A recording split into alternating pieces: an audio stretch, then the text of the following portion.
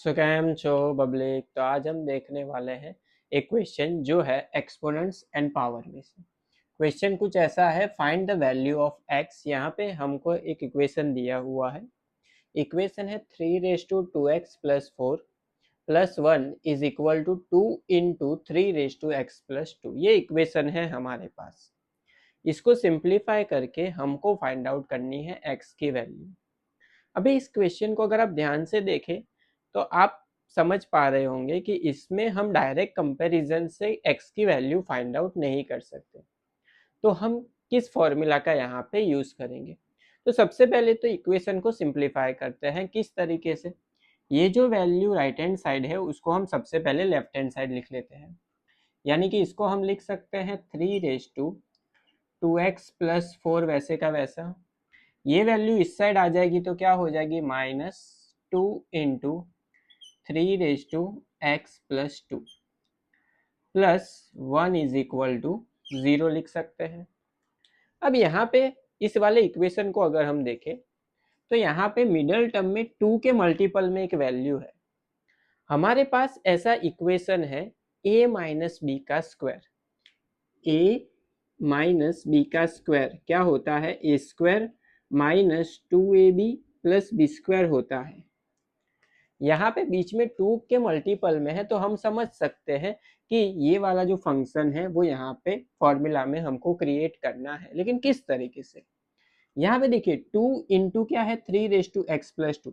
तो ये वाली टर्म ये यहाँ पे होनी चाहिए a में, एंड इंटू 1 अगर हम लिखे तो लास्ट में देखिए 1 ही है तो लिख सकते हैं। तो इसको अगर हम 2 की पावर में कन्वर्ट करना चाहे तो लिख सकते हैं। इन दोनों में से 2 कॉमन ले सकता है, यानी कि 3 raised to 2 कॉमन तो अंदर क्या बचा? x + 2 -2 into 3 raised to x + 2 + 1 is equal to 0। अब यहाँ पे इसको थोड़ा सा और सिंप्लीफाई करें तो इस तरीके से लिख सकते हैं 3 raised to x + 2 की 2 पावर लिख सकते हैं, क्योंकि पावर की पावर क्या होगी? मल्टीप्लाई होगी।